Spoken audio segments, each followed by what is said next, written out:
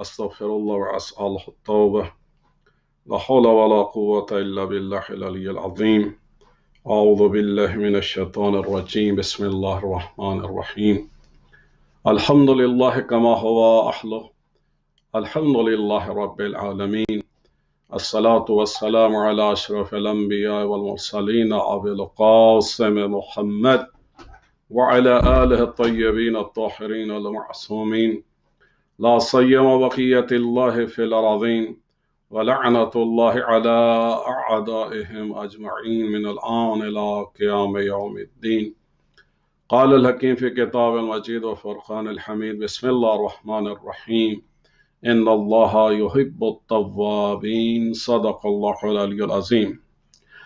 Respected viewers, my sisters and brothers, Assalamu alaikum wa rahmatullahi wa barakatuh.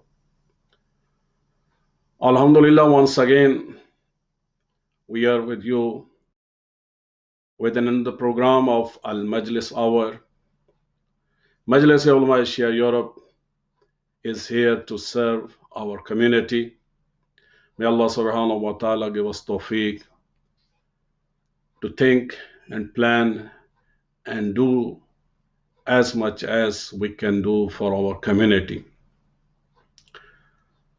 Today, we have three guests, and today is also first of Dhul Qa'dah. So let me introduce my guest, brother Syed Abbas Musavi. He is part of our research and development team in Imamia Council. Brother Syed Zoryab, he is Central Coordinator of Imamia Youth Boys, and Sister Noor Fatma Syed. She is Central Coordinator of Imamia Youth Girls. So inshallah, we will carry on with our guest. But before going to our guest, today is first of Dhul Qa'dah, and about this month, there are two important things.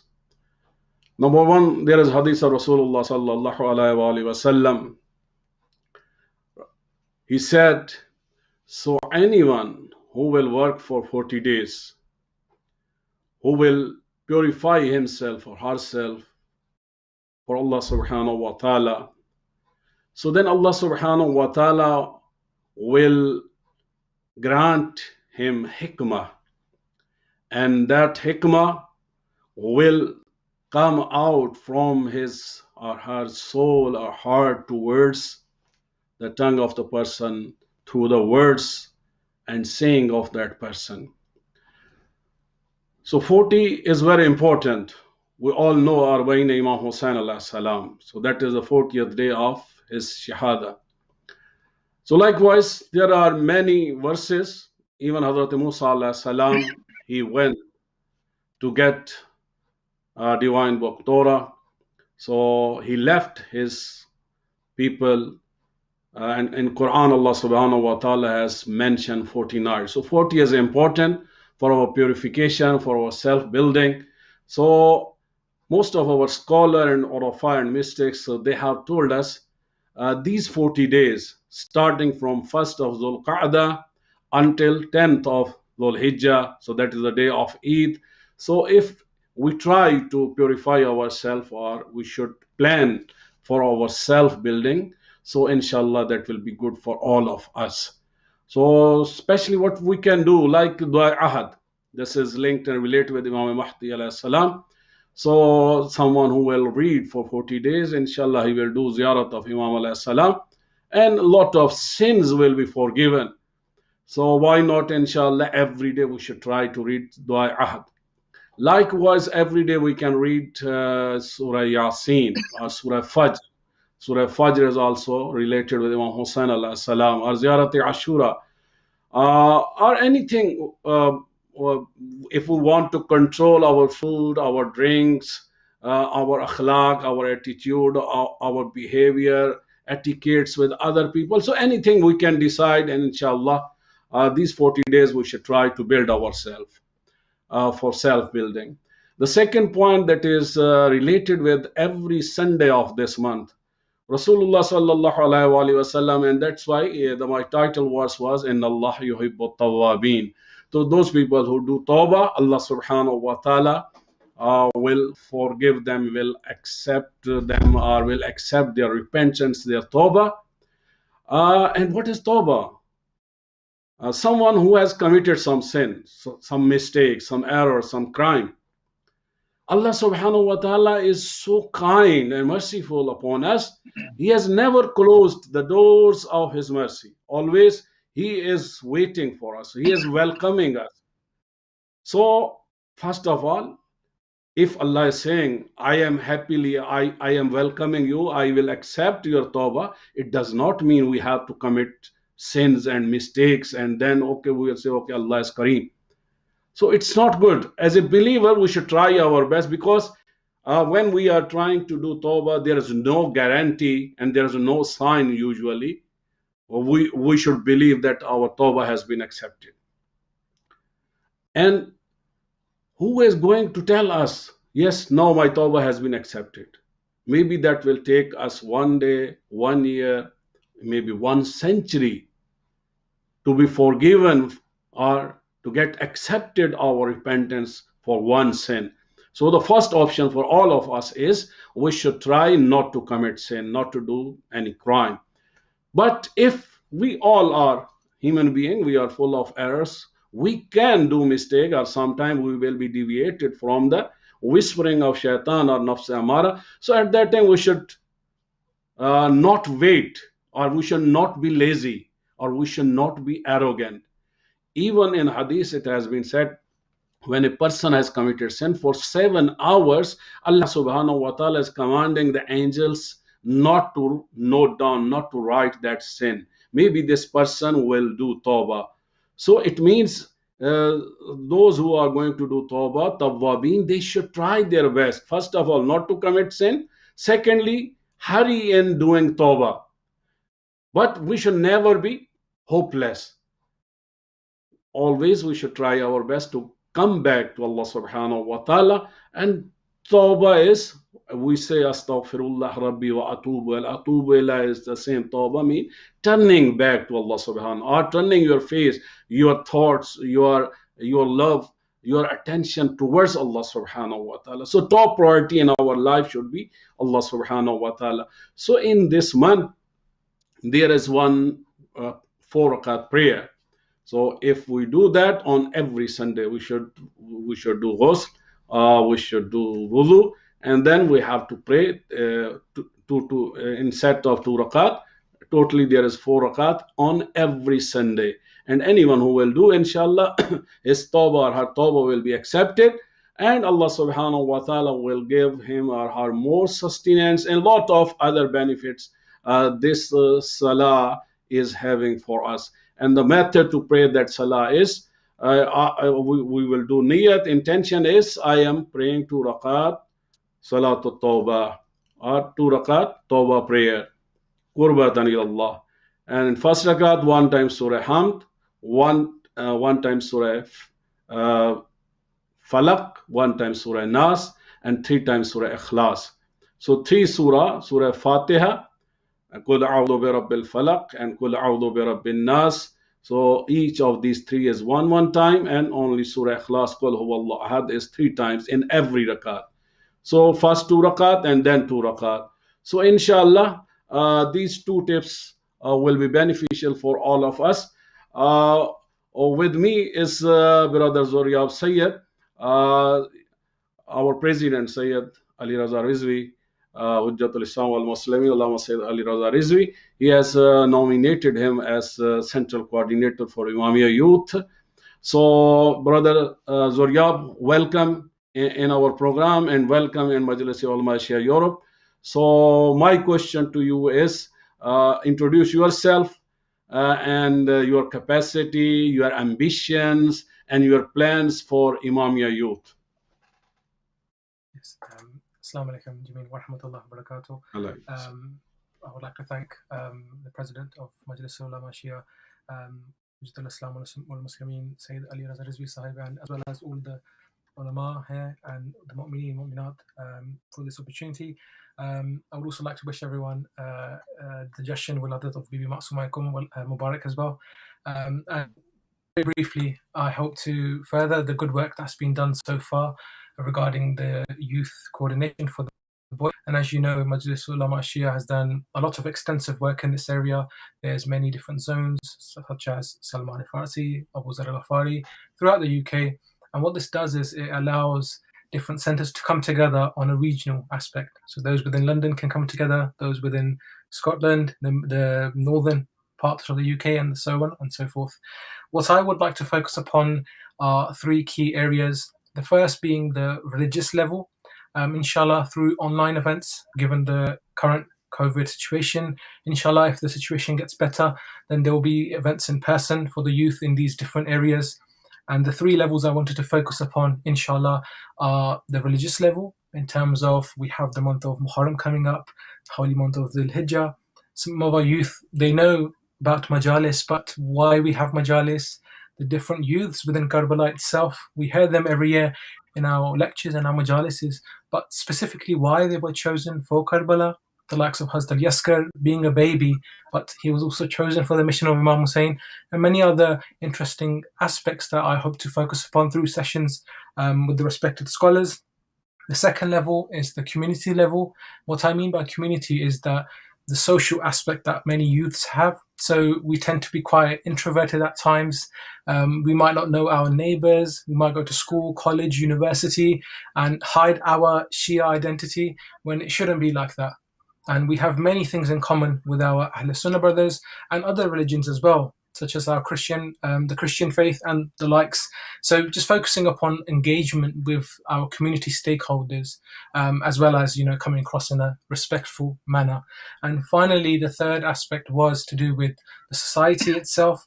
There are many taboo aspects which, unfortunately, many of our youths are peer pressured to fall into. So focusing upon these taboo subjects that are not covered as such because of their sensitive nature.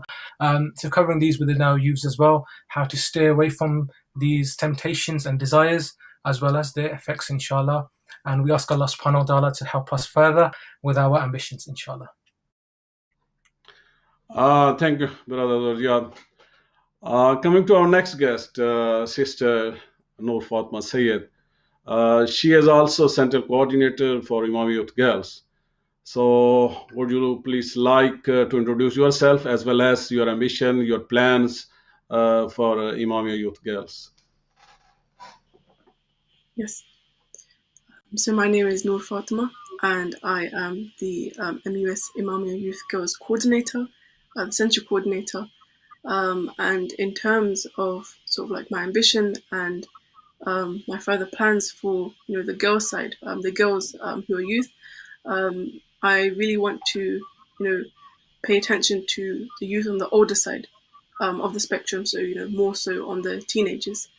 As MUS Imamia Youth Girls, we have recently started back up in October, and so we have been holding various different events, celebrating or commemorating, the martyrdoms of respective personalities, and we've had like a range of different youths come forward and participate from across the country, from the ages of 7 all the way up until ages of 17, 18, from across the UK, so Bradford, Slough, and so on and so forth. So going forward now, as we are entering the holy months of the Hijjah and also the upcoming month of Muharram, inshallah, I really want to put a really big emphasis on the girls who are in their teenage years, and in light of this, establish a lot more events and workshops which are tailored towards the elder youth, because from what I've seen, from my own experience, I've seen that there is a need in our community to establish more English-based events, which will help our youth's understanding of their religion itself. And so at the moment, all events and workshops so far have been online through online platforms, And so, in this way, the good thing with this is that they have been accessible to youths across the country, which is something we are, of course, aiming to do.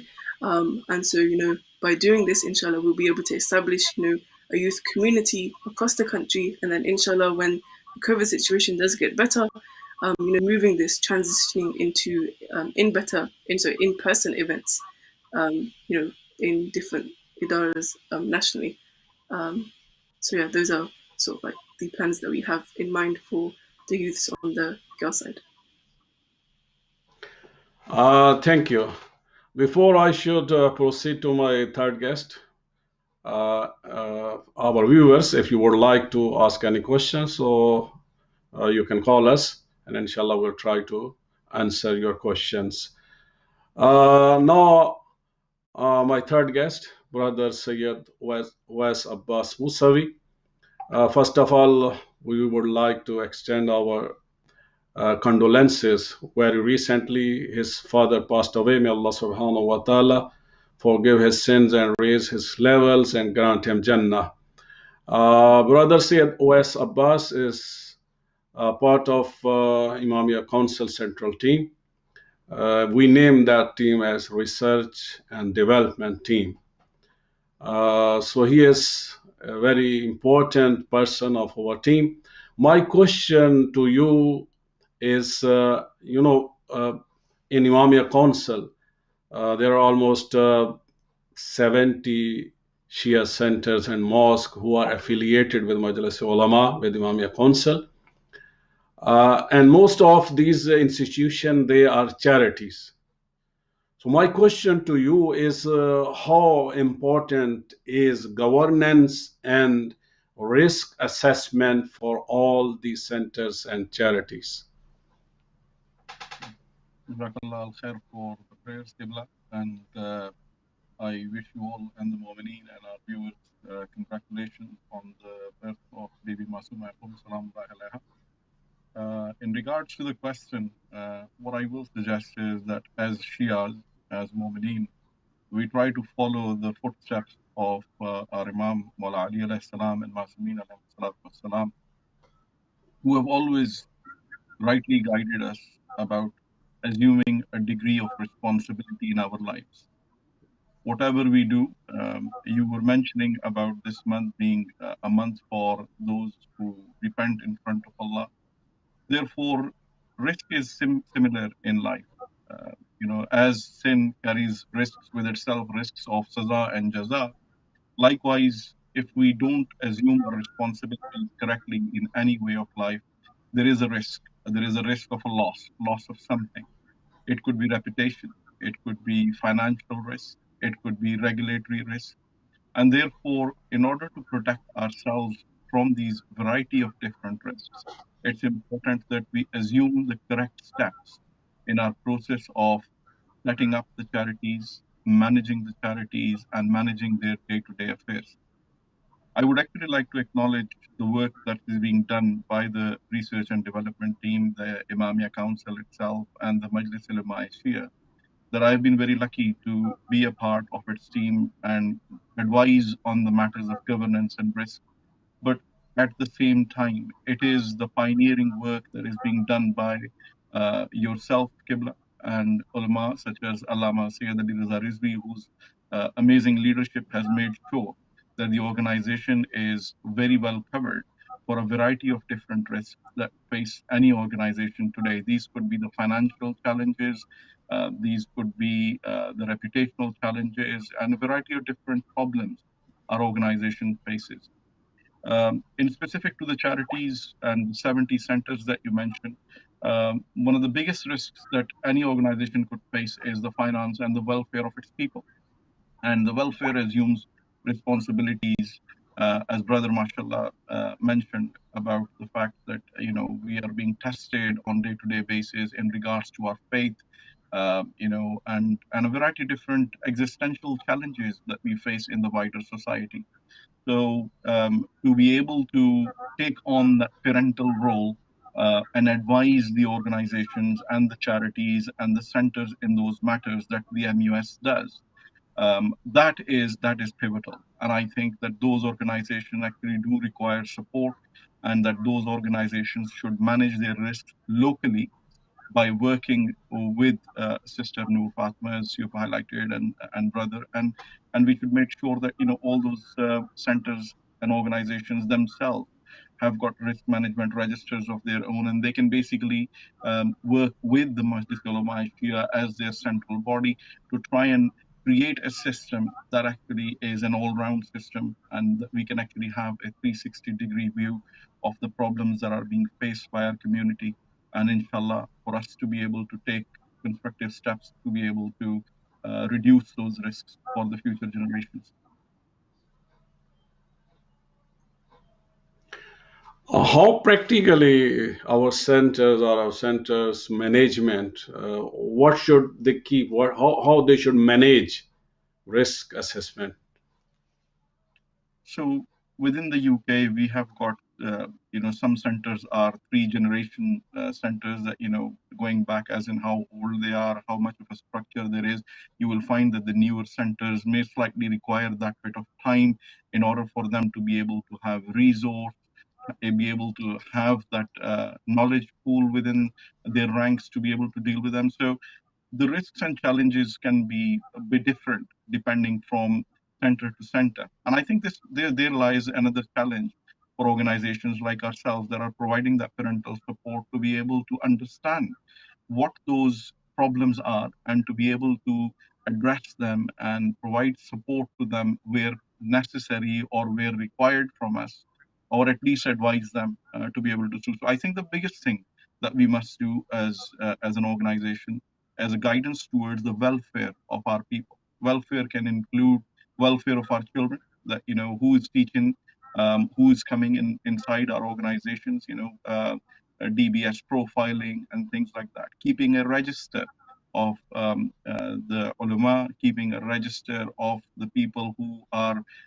in important roles within the organizations, making sure that there are background checks for those people. So that is one element of welfare. The other element of welfare is what are the challenges of the people that actually own these centers. By own, I actually mean that people who are regular users and members of these centers, and what are their challenges.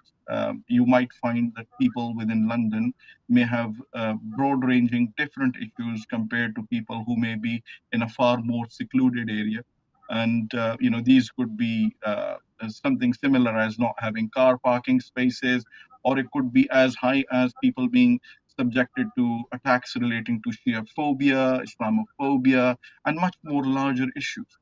So these things can range from center to center. Now, what I said earlier was maintaining a risk register. Your risk register as an organization, or any organization, and every organization should have it. It is your first source of truth that tells you exactly what problems you're facing.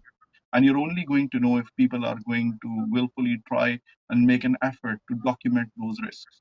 And only then, once you have got those risks documented, you are able to take actions about them. So there are certain things for which you will have to take immediate risks. But if those risks are not documented, how are you going to know how frequent those problems are? What is the scale of those problems? How to prioritize those issues? So, as a community in general, I think what we must do is at the center level, we should try and have risk registers. We should try and ensure that the welfare of our children, welfare of our sisters and brothers is put first. We make sure that there are background checks available for people who are working on front end, and that we are able to document the risks which are more wider and broader. For example, Shia phobia, Islamophobia, racism. There could be educational challenges, centers not having enough ulamas to teach Quran to children. There could be a variety of other challenges. All and any challenges that we have, whether they are organizational, whether they are financial, whether they are regulatory, at least if those risks are documented, we are able to take some sort of an action. And at least within the R&D team of the MUS, if we are made aware by those centers that these are the challenges they face, we may be able to go back to them with specific solutions and at least advise them of what must they do in order to come out of that situation. Thank you. Dear viewers, today is the first of Dhul Qa'dah, and the title of our today's program is also Ashrah Karamat. The reason of this Ashrah or these 10 days is the first of Dhul Qa'dah is the birthday of Hazrat Fatima Ma'asuma Salamullah Alaiha, and 11th of Dhul Qa'dah is the birthday of our 8th Imam Ali ibn Musa Rida alayhi salam. So one of the title of Hazrat Fatima Ma'asuma is Karima Ahlebait, and Imam Raza alayhi salam is also Imam Rauf, Imam Kareem. So as both are Kareem, and Kareem is someone who is generous. A generous without asking, without demanding, when someone is giving you, so that is Kareem. So both for ladies and gents. So this 10 days, this Ashrah is going to begin with a great lady, the birthday of Hazrat Ma'asuma, and going to end with the birthday of Imam Raza alayhi salam. So all male and female. So we need to knock the door of these Kareem leaders, great Imams. And as today is the birthday of Hazrat Ma'asuma Salamullah Alaiha, for her, Imam Raza alayhi salam, Imam Jawad alayhi salam, Imam Ja'far Sadiq alayhi salam, so they said, Man zaraha arifan bihaqqiha falahul jannah. Anyone who is going to visit Hazrat Fatima Ma'asuma Salamullah Alaiha in Qom in Iran, that person will enter into paradise, inshallah. So anyone, there is other hadith for Imam Raza alayhi salam. Anyone who will visit Imam Raza alayhi salam, so that will go to Jannah, that will go to paradise. And same hadith is for Hazrat Ma'asuma Salamullah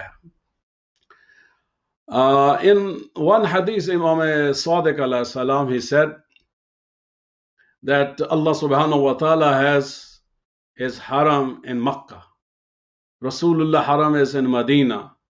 Imam Ali alayhi salam haram is in Najaf. Other haram is in Samarra and Qadhimain. Imam Hussain alayhi salam haram is in Karbala.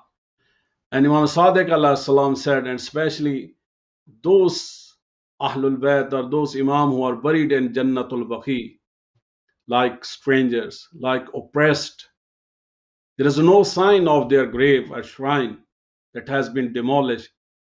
He said, the haram of us Ahlul Bayt collectively, that is Qom. And when he said at that time, Hazrat Ma'asuma Salamullah Alaiha was not born. And he said, one of our great lady, so she will be buried over there. And that is haram of us Ahlul Bayt. And Imam alayhi salam said, when people or the world will be full of crimes or darkness, at that time, Qom or representative of Qom or scholars of Qom, they will lead. They will be symbol or they will be candle of light for the rest of the world. So this great lady, I would like to ask Sister Nur Fatima, if you have visited, would you like to share your memories or your thoughts about Hazrat Ma'asuma Salamullah Alaiha? Yes. So I have been given the opportunity to visit Sayyidah Fatima Masuma, Salamu Alaiha. The first time I was able to visit was back in 2016, and then quite recently back in 2018. And definitely, when both times when I visited Sayyidah Masuma, I've been alone. So I was a part of a ghafla, and I traveled there alone without family. And one thing that I really felt there was having traveled for the first time alone to Iran, and having visited Sayyidah Masuma. There is a really strong presence that you feel when you visit her shrine, and when you're definitely standing in front of the gold dome itself. And I remember whilst there as well, a lot of the time, a lot of the people around me were saying how, Sayyidah Masuma is one who is like a mother for those who, may feel alone there. As well as this, one thing that does come to mind is I remember when I visited the shrine of Sayyidah Masuma in 2018, the Maulanas that were there, one of the Maulanas there, they gave us a tour of the shrine, and they got to the women's entrance, outside of the women's entrance. And one interesting thing that they really picked up on, based on the architecture of the shrine itself, was the fact that, outside that door, there are a lot of pieces of glass, so placed around like a mosaic. And I remember the Maulana, specifically said this one thing, and it really stuck with me. And he said this thing that, as you see that there are so many, different pieces of glasses which, make up the which makes up the shrine, the entrance to this great lady. He compared it to, us, where even though we may feel broken, being in the presence of a great personality like Sayyidah Masuma, even though we may be broken on the inside, we are essentially put together. And that really stuck with me, because it really highlighted the, I guess, like the true essence and the blessing that one feels, when you're in the presence of such a great lady like Sayyidah Masuma. So yeah, I would say that has been my experience having visited Sayyidah Masuma. Assalamu alaikum. Thank you, Brother Zoryab. So I'm sure you also visited Qom and Haram of Sayyidah Masuma Salamullah Alaiha. So would you like to share some of your experiences and your emotions, your feelings? Yes, certainly. I remember when we went, I went in 2015, and before that in 2013, and we prayed that inshallah we all get to go once more and year upon year. One of the things that really struck me was that Qum itself was very peaceful. We took a flight from London to Tehran, and from Tehran it had its own feeling, but as soon as we entered the boundary of Qum, it was very peaceful. And I remember one of the alims said that, look, Qum is peaceful because of Bibi Ma'suma and because of her dua that she gave to the people. And so Qum in itself is like a sanctuary for the lovers of the Ahlul Bayt. And you would certainly feel that. And I remember the alim then said that Bibi Ma'suma, us people who live in Qum, we call her the mother because she cares for everyone that comes to her like a mother. So it's one thing doing the ziyarat of someone, but going to this Bibi who treats you like her own children.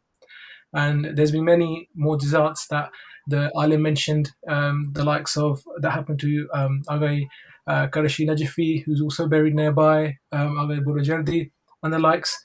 And it was very uplifting. And I hope that we can also take, some of our youths there as well on these youth-based trips, because when you hear about it and you watch it on YouTube, and it's a different feeling when you're actually there and you can feel and breathe in the essence.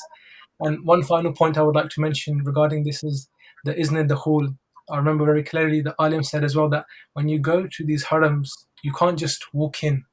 There's a respect, there's an honor, there's a tartib where you stand at the door, like with anyone's door, you knock first, and you have to ask permission, but you get your answer, he said, when even if it's one tear that comes from your eye. Just stand there, no matter how long it takes, and just speak with the holy hasti or the personality you've gone to visit, and wait for them to accept your invitation, to accept your ziyarah, and then you can go in and complete it. And that was something very amazing in my experience. And we ask Allah subhanahu wa ta'ala to allow us to go year upon year, inshallah. Thank you. Brother Wes, I can feel you have special links with Imam Raza alayhi salam. And would you like to explore or explain or share with us your feelings or your links or your advice for rest of the people what kind of love we need to have and respect we need to have, especially for Imam Raza alayhi salam. Subhanallah, Qibla. I'm very humble. I don't feel I'm in any position to advise anyone other than the fact that we must follow our Imams. We must follow the Masumeen. I will start with Bibi Masuma Salawatullah alaiha, that it is said by Imam Jafar Sadiq alayhi salam, as you quoted yourself, that a lady amongst our children will be born, and those who will visit her shrine will be admitted to heaven.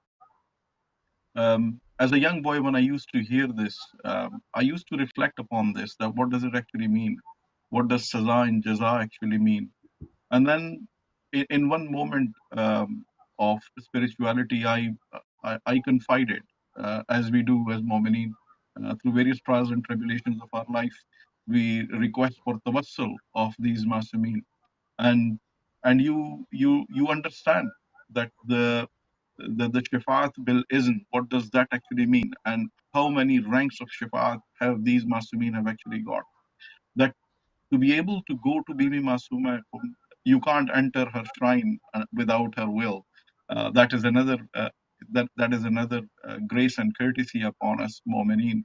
As Brother Zuryab was saying, that you enter her shrine, and even if that one tear comes out of your eyes, is the acceptance that Masuma Salawat Salamullah alaiha has acknowledged your coming and given you the izn for entering the shrine.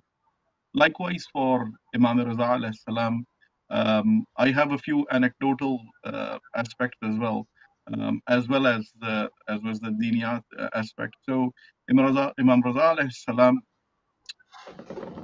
our Imam was the son of Imam Musa Qazim alayhi salam. The father is buried in Qazimain and the son is buried in Mashhad. There is hundreds and thousands of miles worth of difference. And so there is a huge distance, thousands of miles between the father and the son, both of them imams. Why should people visit Imam Raza alayhi salam? So Imam Raza alayhi salam's hadith I recall from Bihar al-Anwar, in which Allama Majlis narrates that Imam Raza alayhi salam has said for Mu'mineen that those who follow us should come and visit us every day. And that is for Imam Raza alayhi salam asking people to come and visit him himself. And those who are unable to visit me every day must visit me once a week. And then the person who's in the narration asks them that, if they are unable to come during the week, how soon must they visit you? And they said they must try and come to me once a month. And then that person says, Mawla, if that person can't come to you once a month, what must they do? And he said, at least try and come and meet me once a year. And they said, if somebody is that much incapable that they can't come once a year, then what must they do? And they said, try and come and meet me as often as you can. And then they said that what if that some person is unable to visit you? And Mawla said, or Mawla said that, you must visit our children, because visiting our children and Salihin is just as you are coming and visiting us. So therefore, visiting Imam Raza alayhi salam's shrine, visiting Masuma Salamul alaiha's shrine, or visiting any of our Masumeen alayhi salatu wassalam's shrine is not just an obligatory duty, but as Imam himself has said, that those who will visit our shrine will certainly be admitted to heaven.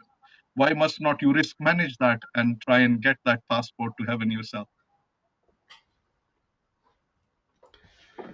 So nowadays people are getting passport or Corona passport, but we are here to give Paradise passport, and that passport we can get stamped from the shrine of Imam Raza alayhi salam and Hazrat Fatima Masuma salamullah alayha.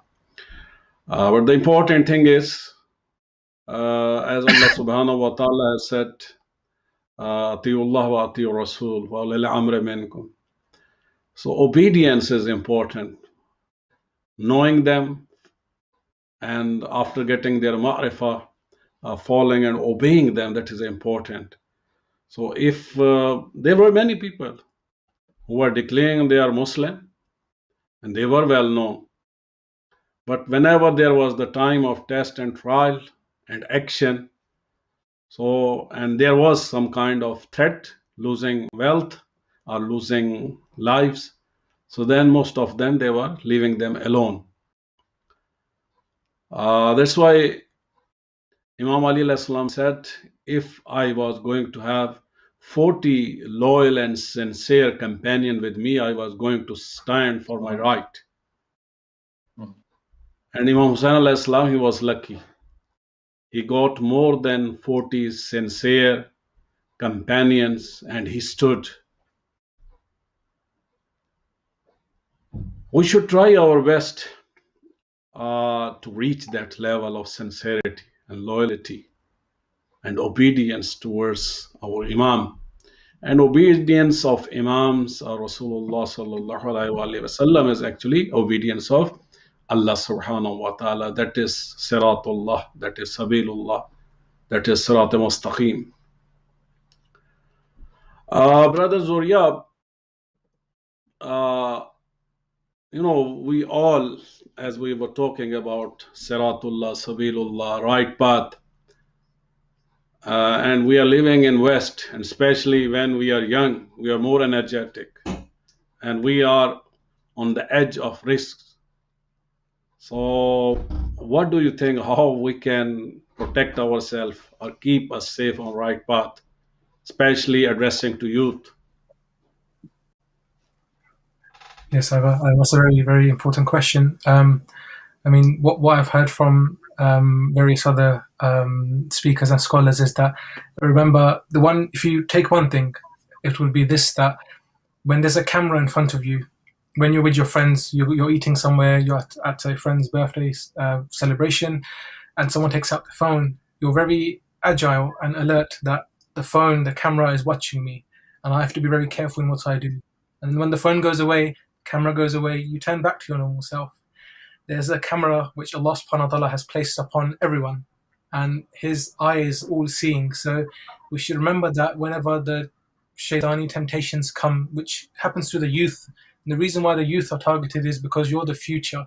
There's sometimes the youth say, what's the point? I'm not so active, I'm this, I'm that. How do you know for sure? In the eyes of Allah subhanahu wa ta'ala, it's very subjective. It's not objective. Subjective meaning everyone has their own unique status. And it can take that one moment for anyone to change. And the example which I really love, is very close to my heart, is the like of Hazrat Hur. Hur could have very easily followed his desire. He was working for the government of the time. He was in this very senior post. But that one moment in that night of Ashura, where he thought about himself and he considered his position before Allah subhanahu wa ta'ala, and he realized to him that, look, where I'm fighting the grandson of the Holy Prophet, he changed course. So it just takes that one moment, that one split second. You don't have to sit on the musalla the whole day. No, you do your wajibats, you do your mustahabats where you can, but always remember, be in that God-conscious state that Allah subhanahu wa ta'ala is watching me everywhere, and link to Allah subhanahu wa ta'ala, the Imam of my time. As Dr. Syed Abbas Naqvi was just mentioning, that we need to be that companion, that true follower of Imam Zamana, who needs these loyal supporters to be with him. We can't just wait and say Imam will come, he'll do everything himself. There'll be like this cake and we'll all cut the cake and we'll all be happy. No, it takes a lot of struggling. Imam Zamana needs a lot of followers, and so why not us? Well, by all means, it can be you sitting at home right now. That split second can change your entire life. Good. Majlis Ulema Asia Europe is very much focused on the education of our community, our children, our kids, and the rest of the mankind. Then again, we and our children, we need to learn about Islam, as well as there are a lot of other subjects we need to learn and serve the mankind and carrying on our good professions. Alhamdulillah, Majlis Ulema had made a syllabus of 8 books. One is Qaida, and then 7 other books, including Islamic history, fiqh, and aqaid and akhlaq. So Alhamdulillah, during Corona, we are running our online classes. Every day we are having certain classes, and Quran reading classes we are also running for kids, for ladies, for gents, and especially is with special topics, special needs. We are running online classes for adults as well. So, Alhamdulillah, and very soon on 4th of July, we are going to have our annual exam. So, Alhamdulillah, this exam is very much established and welcomed by our community. Thousands of students, so Alhamdulillah, they are enrolling and doing registration and appearing in exams. So this year, especially this is news for parents and kids who are preparing themselves. So inshallah, even adults can sit in these exams, book one or two or three up to seven, so they can register. Because if parents they will read these books and they will pass the exam, so they will get certificate. Maybe in future they will become teachers, and when their kids are studying these books, if they will read, so they will understand what are the contents of these books, and then they can help their children while they are going to study these books. So it's good for both kids as well as adults, parents, so they can read. They can download these books from our website majlis.org.uk, uh, and also the registration form is over there. So please do register your kids, your children, for this exam on 4th of July. Exam, you will, or your kids will sit at home in front of computer. You can use phone, tablets, PC, laptop, anything you have, and then if you will pass, you will get the certificate same day as well. So this was what Majlis Ulema is trying to educate our community, our families, our kids. So my question to Sister Nur Fatma is, you are, mashallah, the head of Imami Youth Girls. So what do you think? How much education is important, especially for girls, for ladies? What kind of barrier you think the girls are facing to be educated? What kind of ambitions you can tell to the sisters, our daughters, so they should work hard and get maximum education or best of the professions, both in Islam as well as the academic education? Yes.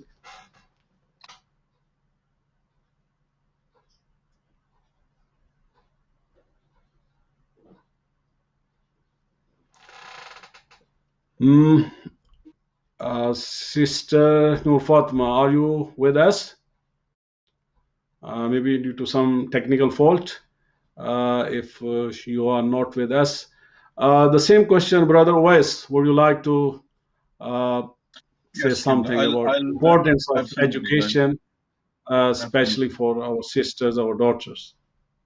absolutely, Qibla. And as a father of two girls myself, the most important challenges in these countries are obviously relating to akhlaq for any father, for any child, and these challenges only Sorry, grow. sister is back with us.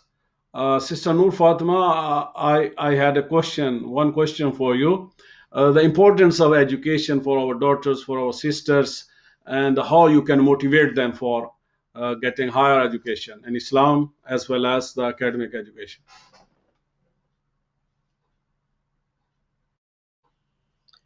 Sorry, Maulana Sahib, could you repeat that question again, please? Importance of education in Islam as for our daughters, for our sisters. Do you feel if there is any barrier, how we can work to remove that barrier, and how we can motivate our daughters, our sisters to be highly educated? Yeah. So one thing that definitely comes to mind, in relation to education and really empowering our girls and our women, to really push forth and pursue education and really go for it is the example of holy personality like Sayyidah Zainab Salaamullah Alaiha, who is known as Alima Ghayra Muallima. She was the one who was Alima, who had a lot of knowledge without having been taught in that sense. And as well as that, when her father Imam Ali alayhi salam, he had set up in Najaf during his imamat, it was Bibi Zainab, Sayyidah Zainab Salaamullah Alaiha, who would reach out to the women, to the girls, and teach them about the religion of Islam itself. So one thing I would definitely say in terms of education for girls is particularly in light of our religion of Islam, is that we should really charge forward and pursue it. And in terms of barriers, I think there are quite a few barriers which are there to that need to be overcome. But I think that having that determination, in light of the holy personalities that we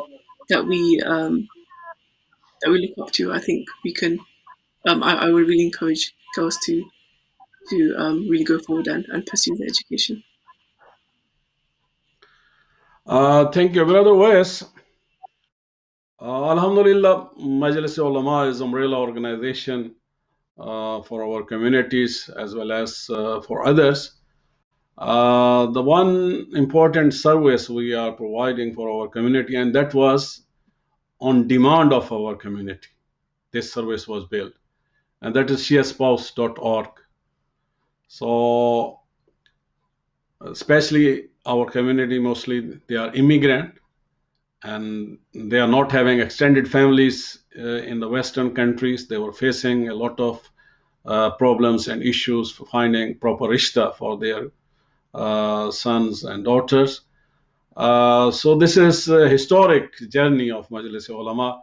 Initially, Ulema personally, they were helping, and then we made another website, Find Your Spouse.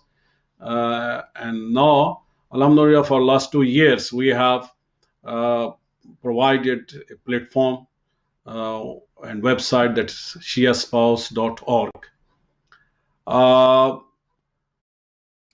What do you say? How our community, they can worldwide, they can get benefit from this website, and how we were able to cater their issues, their problems, and how this service is going to be successful and providing best of the fruits to our communities. Thank you, Qibla. I'll answer this question in continuation of the responses given by Brother Zuriab and Sister Nur Fatima in relation to education pieces and ikhlaq pieces that they eloquently spoke about. So, as a community and as an organization, one of the risks that I've highlighted on a few occasions is that digital literacy, in that we are quite far behind as a community within our capability to educate our children and to educate our people or the middle generations in digital media. The modern day children are all on app media, mobile phones, tablets, laptops. They're on the game stations all the time, and we must do more to try and capture their attention for the purpose of education in those areas. Now, here can be a spouse as well. It's a digital front, so naturally, a lot of the people will probably feel a little bit apprehensive that what is this website, and what kind of services are they provide, and everybody has got a auntie or an uncle or an uncle and a uncle or a friend of a friend, but what do you do? Quite rightly so, as you said, that when you're living in a Western area where you don't have those connections, and obviously you want to have the safety and assurance about the greatest gift that Allah has given you, and that is awlad, and you want to protect their interest. And how would you protect their interest? How would you make sure that the person that I am interacting with, what about their background, who they are, where they are from, are they verified individuals? The Shia spouse is an applaudable work that has actually been done by the Majlis Ulema Shia that actually provides that assurance to people. It is something that is being monitored and guarded by Majlis Ulema Shia. It's taking a leading role in ensuring that the Shia spouse is getting vetted people involved with this, and that takes away the risk that some people may perceive that what if they were to get their children involved with people they shouldn't want to get them involved with, or to have risky relationships, or to have concerns about relationships falling apart. So Shia Spouse is a great website. It's a website that belongs to this community. And I think as a community asset, we must all try to enlist our youth upon it. By enlisting people, and that very process itself is very pious, in that it allows for people to be able to look for their relationships in a halal way, rather than fall apart in this society and look for other solutions in life, which can actually have detrimental impact for them and their elders.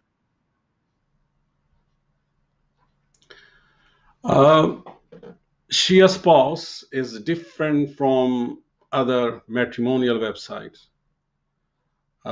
Anyone who is going to create or register himself, herself, so we are verifying his or her number. We are going to verify their email. We are going to check and match with their passport or ID. And then final verification is through local alim. So the profile creator is providing us name and contacts of local alim, and we are going to call them and confirming them.